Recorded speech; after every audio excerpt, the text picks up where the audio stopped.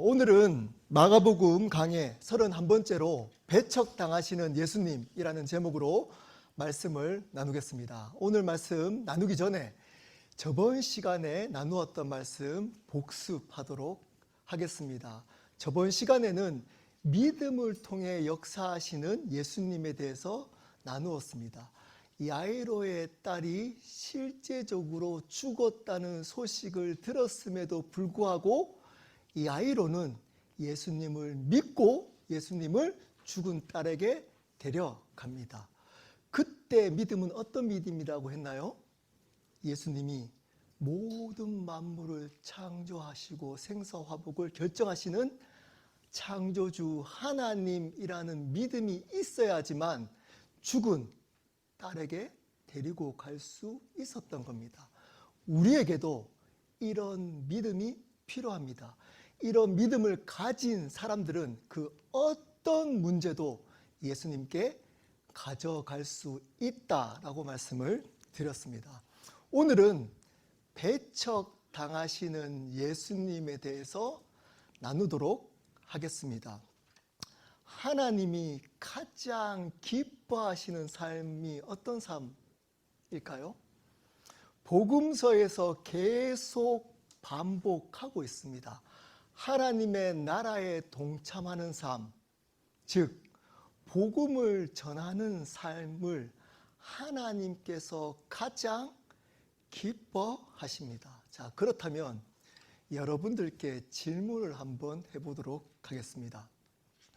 복음을 효과적으로 전하려면 가장 중요한 것이 무엇일까요? 예전에는 초창기 때는 제가 열정이 막 넘쳐가지고 질문 이렇게 해서 시켜가지고 대답도 하고 그랬는데 여러분 속으로 한번 답을 생각해 보십시오. 복음을 안 믿는 자에게 전할 때 가장 중요한 것이 뭘까요? 어떨 때 믿지 않는 자가 복음을 잘 받아들일 수 있을까요? 많은 사람들은 전하는 자의 삶이라고 대답을 합니다. 맞습니다. 삶이 되어야 그 전하는 복음이 퇴색되지 않습니다. 근데 사람들을 가까이 하면 할수록 우리는 그 사람들의 삶에 실망할 수밖에 없습니다. 왜냐하면 모든 사람들은 죄인이기 때문입니다. 저는 다른 목회자보다 성도들과 삶을 아주 가까이 하는 편입니다. 그래서 종종 많은 목회자들에게 지적받습니다. 그렇게 삶을 목회자가 성도들과 가까이 하게 되면 성도들이 저의 삶에 실망을 해서 제가 전하는 말씀이나 복음이 퇴색될 수 있다라고 생각하기 때문입니다. 일리가 있는 이야기입니다. 무시하지 않아야 될 이야기입니다. 왜냐하면 저도 죄인이기 때문에 여러분들이 저의 삶을 가까이 하면 할수록 실망할 수밖에 없기 때문입니다. 그래서 저희 아내는 제 설교에 그렇게 큰 은혜 받지 못합니다. 다행히 저희 아내가 주일학교 담당이라서 이 자리에 없기 때문에 제가 굉장히 당당하게 말씀을 나눌 수가 있는 겁니다. 저의 하루를 CCTV를 달아가지고 그대로 비춰서 먼저 보여주고 제가 말씀을 시작한다면 아마 여러분들은 제 말씀을 들을 분들이 거의 없을 겁니다. 삶이 중요합니다. 근데 이것보다 더 중요한 게 있습니다. 뭘까요? 오늘 말씀을 통해서 알아보도록 하겠습니다.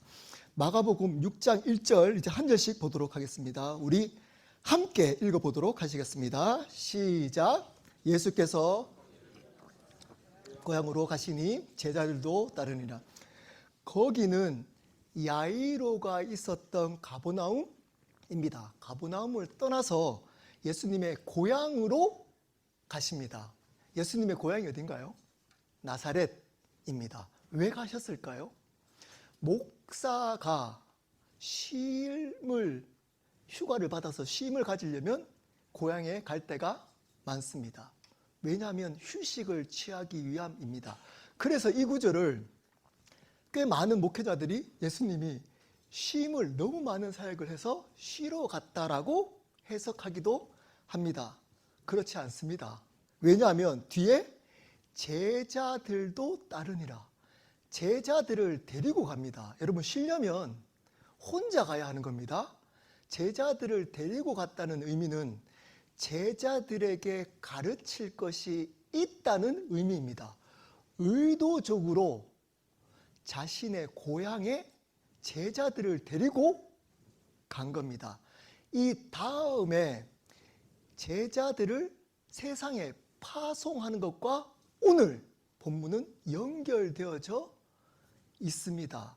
어떤 중요한 교훈을 가르치기 위해서 예수님은 자신의 고향에 제자들을 데리고 가십니다.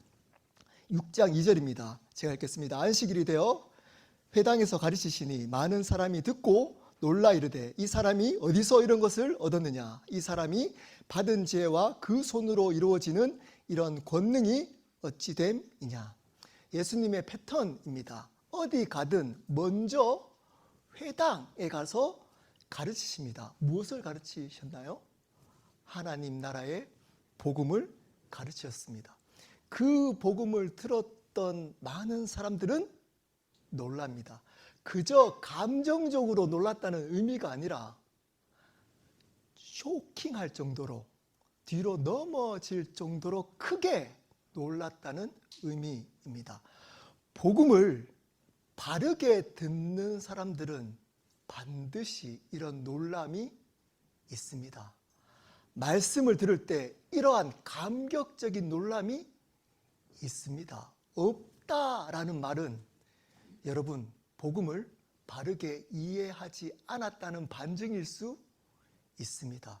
복음이 선포되고 그 복음을 바르게 들을 때는 반드시 우리는 크게 놀랄 수밖에 없습니다. 감격할 수밖에 없습니다. 6장 3절입니다. 이 사람이 마리아의 아들 목수가 아니냐? 야고보와 요셉과 유다와 시몬의 형제가 아니냐? 그 누이들이 우리와 함께 여기 있지 아니하냐? 하고 예수를 배척한지라.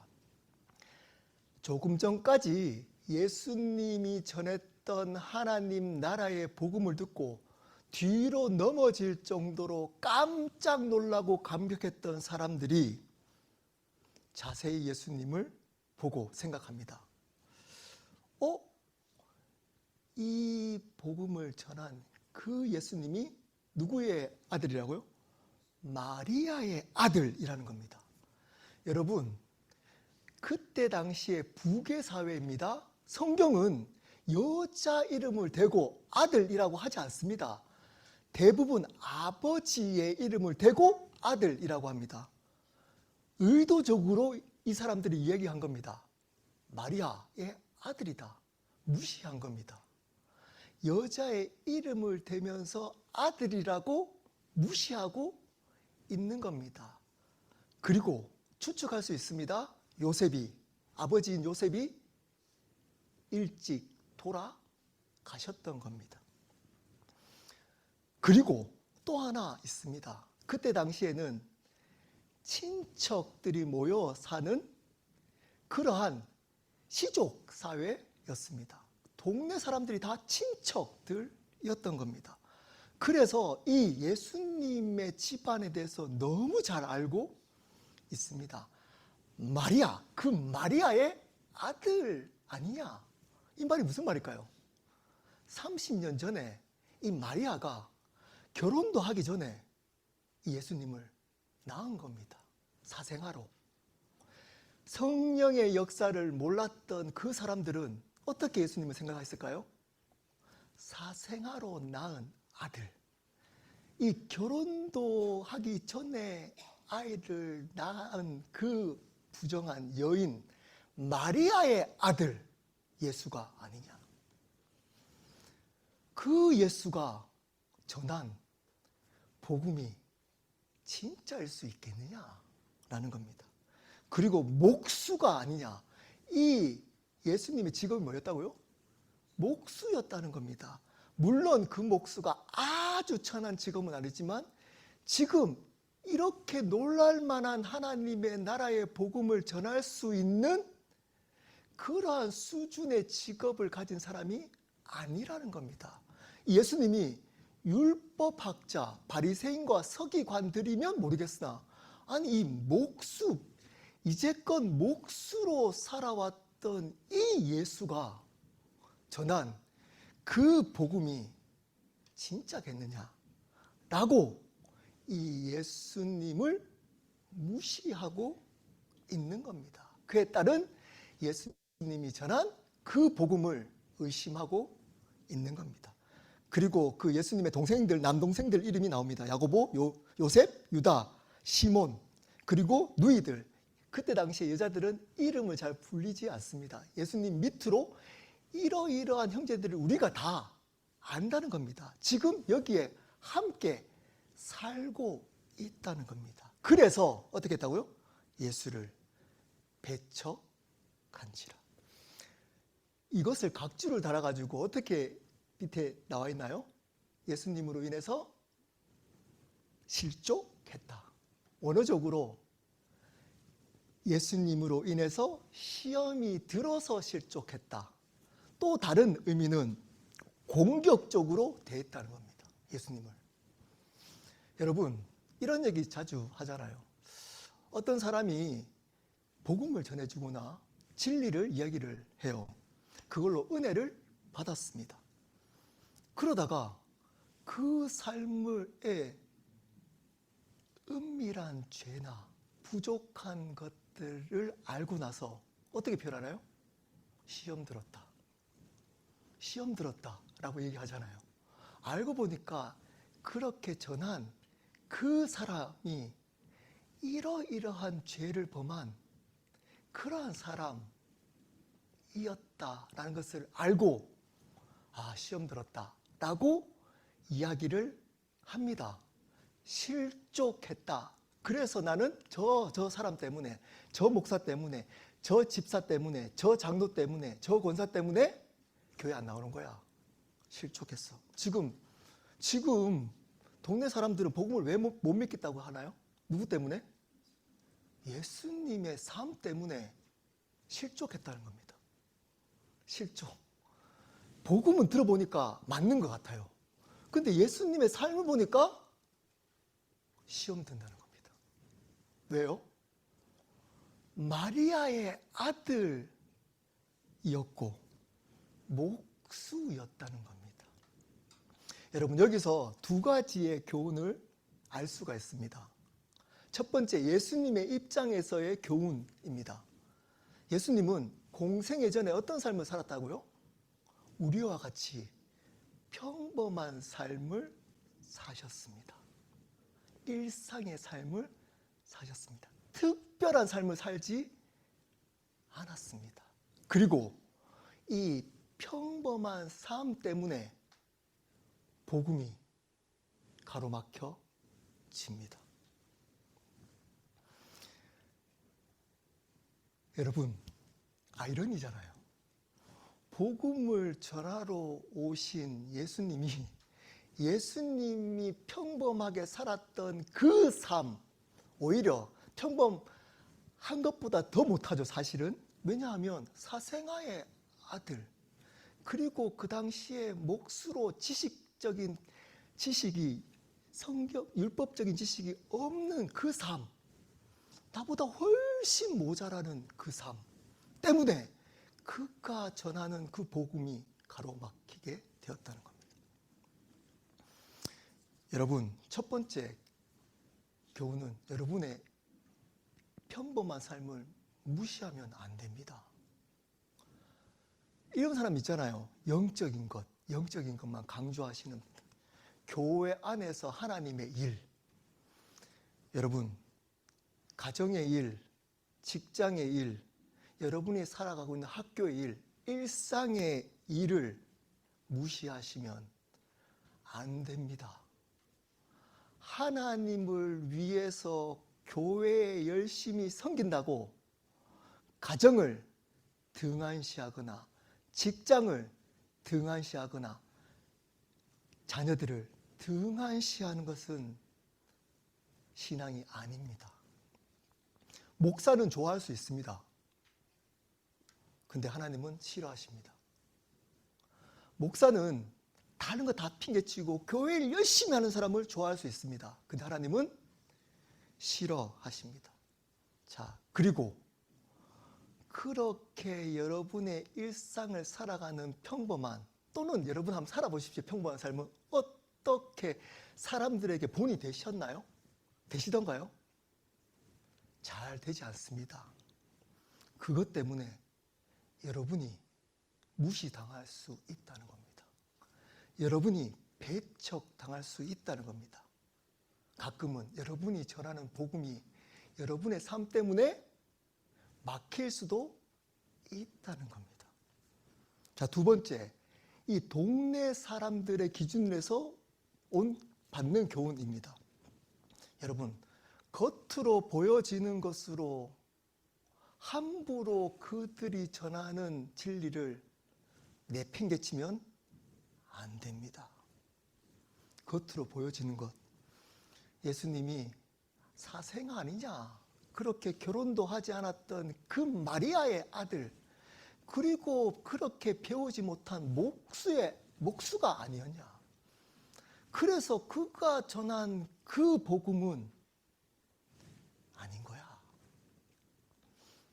이렇게 겉으로 보여지는 것 때문에 그가 전했던 진리를 다 팽개쳐버리면 안 됩니다. 이런 거잖아요. 저희 교회가 적은 교회잖아요. 저는 이 켈러 교회라는 켈러라는 작은 동시에 작은 교회를 맡고 있는 무명의 목사입니다. 제가 이렇게 얘기하는 것들을 사람들이 잘 들을까요? 잘 듣지 않습니다. 왜일까요? 앞에서 이야기했던 이것 때문입니다. 선입견. 근데 여러분, 어떤 분들의 얘기는 잘 들을까요? 그 교회에 많은 사람들을 오게 했던, 그러한 성장시켰던 목사의 이야기는 잘 듣습니다. 잘 듣습니다. 분별하지 않습니다. 세상적으로 성공하고 세상 사람들이 존경하는 사람의 이야기를 교회에서도 듣습니다. 세상에서 성공하지 못하고 부족한 사람의 이야기는 교회에서도 듣지 않습니다. 그러면 진리를 절대 제대로 받아들일 수 없습니다. 그 나누는 것이 말씀과 복음을 근거로 한 진리냐? 로 판단해야 합니다. 이거로만 판단해야 하는 겁니다. 4절입니다. 예수께서 그들에게 이르시되 선지자가 자기 고향과 자기 친척과 자기 집 외에서는 존경을 받지 못함이 없느니라 하시며, 예수님께서 그것을 한 번 더 말씀합니다. 왜 그런지를. 이것은 유대인들이 다 아는 격언입니다. 이 말의 의미가 뭘까요? 다른 곳에서 존경받는 선지자일지라도 자기와 가까이 있는 고향 사람들, 친척들, 가족들에게는 존경을 받지 못한다는 겁니다. 여러분, 이것을 이야기할 때 대상이 동네 사람들 이전에 누굴까요? 제자들입니다. 제자들에게 이 교훈을 예수님께서 가르쳐 주고 싶었던 겁니다. 왜 그럴까요? 제자들은 어떤 사람들이었나요? 예수님이 공생애 전에 살아왔던 사람들이 보기에 부족하고 보잘것없던 삶을 살아왔던 사람들이었습니다. 여러분, 왜 제자들을 택했을까요? 바리새인을 안 택하고. 이 이유 때문입니다. 이 이유 때문입니다. 중요합니다. 근데 많은 교회에서 세상에서 잘 돼서 복음을 전하라고 거짓말로 이야기합니다. 교회를 부흥시키거나 세상에서 높은 자리에 좋은 직장, 좋은 것들을 가져서 하나님께 영광 돌려라. 진리가 아닙니다. 진리가 아닙니다. 여러분, 이 제자들은 예수님과 같이 보잘것없고 연약하고 부족했던 대부분 어부들이었습니다. 비린내 나는. 그래서 이렇게 얘기한 겁니다. 얘들아, 너희들도 나같이 너희들의 보잘것없는 삶 때문에 배척당하게 될 거야. 너희들이 이야기하는 것에 대해서 사람들이 무시할 거야. 배척당하게 될 거야. 이렇게 얘기할 거야. 야, 너 같은 게 무슨 하나님의 나라에 동참하는 일을 한다고. 야, 너나 잘해라. 그 성격으로 무슨 복음을 전한다고. 야, 직장에서나 잘해. 아빠 역할이나 잘해. 아내 역할이나 잘해. 근데 무슨 복음을 전한다고? 너희들이 그럴 수 있어. 너같이 비린내 나는 무식한 어부들이 무슨 하나님의 나라를 전한다고? 무시당할 거야. 이거를 이야기를 해주고 있는 겁니다. 우리에게도 마찬가지입니다. 어떤 사람들을 통해서 하나님 역사할 수 없을까요? 네, 반대인 사람입니다. 나는 특별한 사람이야. 교회에서 얼마나 많은 섬김이 있었고 나 때문에 많은 사람들이 어떤 은혜를 받았는데, 특히 목사들 착각합니다. 내가 이렇게 교회를 이렇게 부흥시켰잖아. 나 때문이야. 중직자들이 착각합니다. 내가 이 교회를 열심히 섬겼기 때문에 이렇게 된 거 아니야. 이런 사람들을 통해서는 하나님이 절대 역사하지 않습니다. 절대 역사할 수 없습니다. 어떤 사람들이죠. 너 같은 게 무슨 하나님의 나라를 전한다고 라고 정확하게 알고 있는 사람, 내가 죄인인 것을, 내가 너무도 소망이 없고 하나님의 은혜가 아니면 살아갈 수 없다는 것을 확실하게 알고 있는 사람들, 이 사람들을 통해서 하나님은 역사하십니다. 그 사람들 삶에서 얘기할 겁니다. 주에서 너 같은 게 무슨 하나님 나라를 한다고? 야, 너나 잘해. 여러분, 포기하지 마십시오. 복음이 있는 자리에 끝까지 있어야 합니다. 6장 5절 6절입니다. 우리 한 목소리로 읽어보도록 하시겠습니다. 시작. 다만 소수의 병자에게 안수하여 고치실 뿐이고 그들이 믿지 않음을 이상히 여겼더라. 이에 모든 촌에 두루 다니시며 가르치시더라. 예수님이 그 사람들이 예수님에 대해서 선입견을 가지고 예수님이 보여지고 있는 겉모습, 가정의 배경을 가지고 예수님이 말하고 있는 그 복음을 믿지 않기 때문에 의도적으로 능력을 행하지 않았다고 이 구절과 병행 구절인 마태복음 13장 58절은 이야기를 합니다. 의도적으로 이들이 믿지 않기 때문에 역사하지 않는다는 겁니다. 우리에게도 마찬가지입니다. 겉으로 보여지는 선입견, 사람들에 대한 판단으로 그가 말하고 있는 진리를 배척할 수 있고 하나님의 역사를 경험하지 못할 수 있다는 겁니다.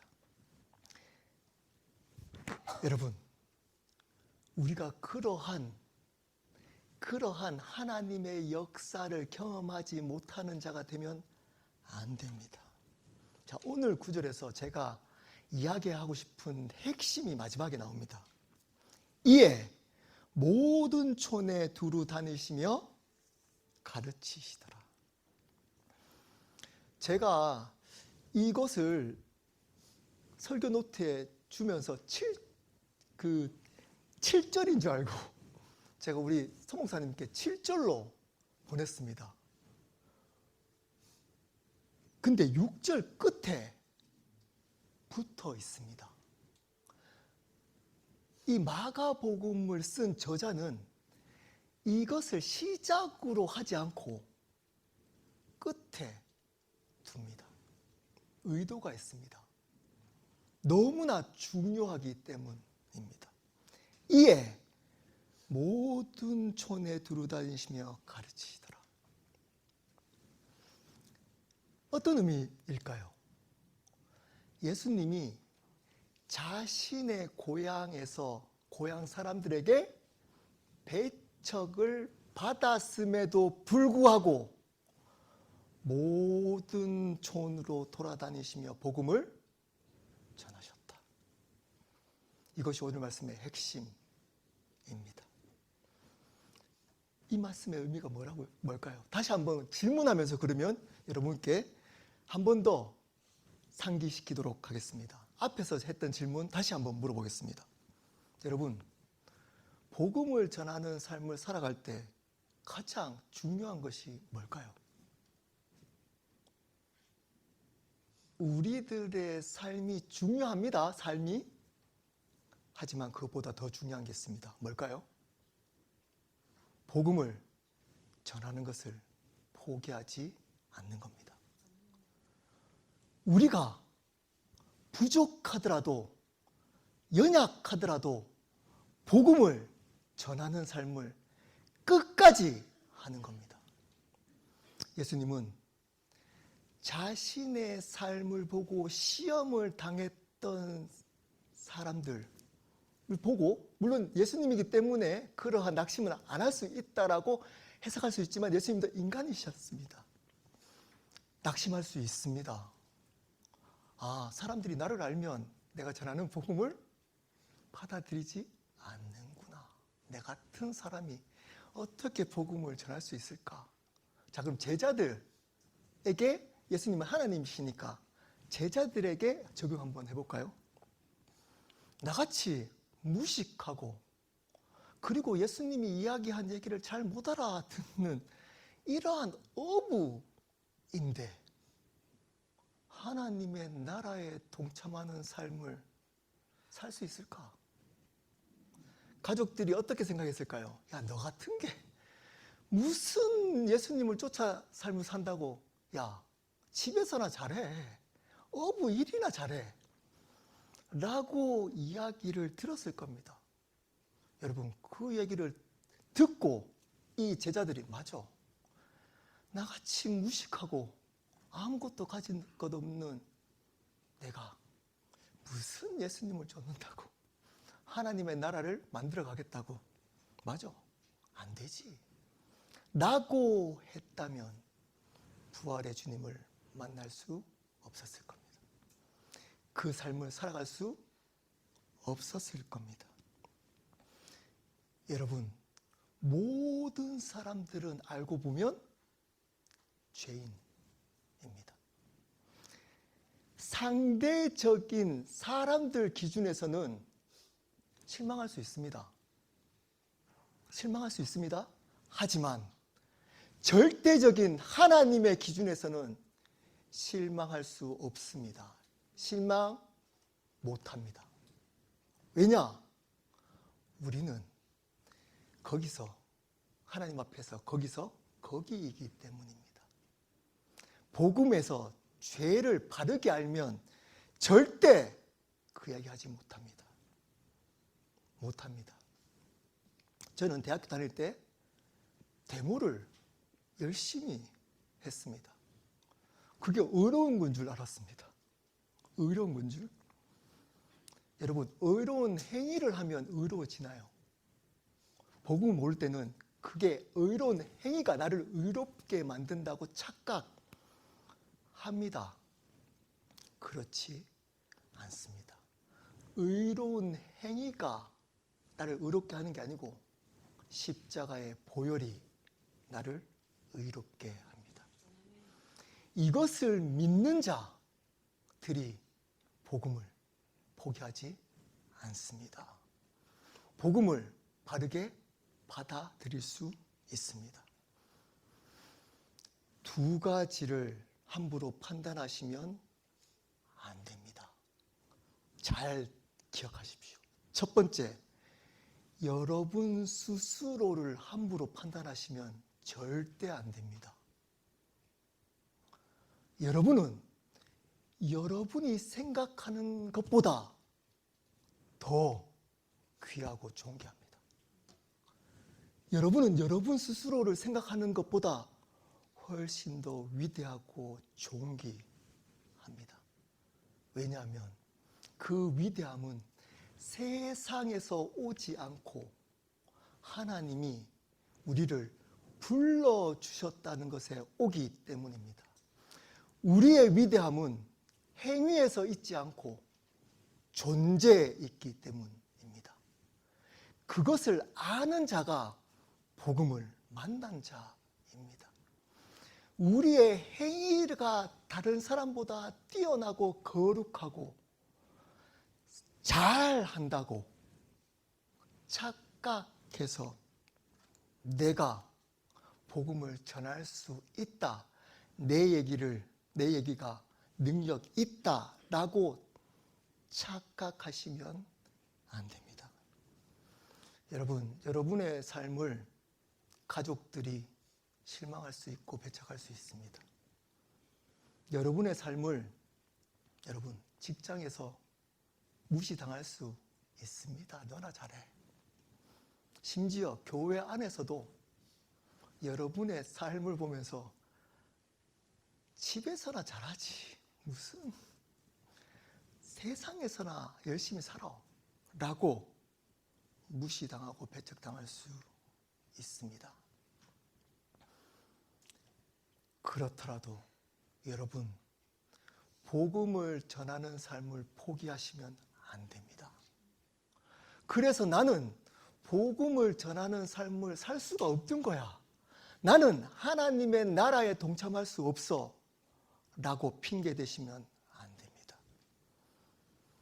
우리의 모습이 비록 다른 사람들 보기에 실족하는 모습일지라도 여러분, 복음을 전하셔야 됩니다.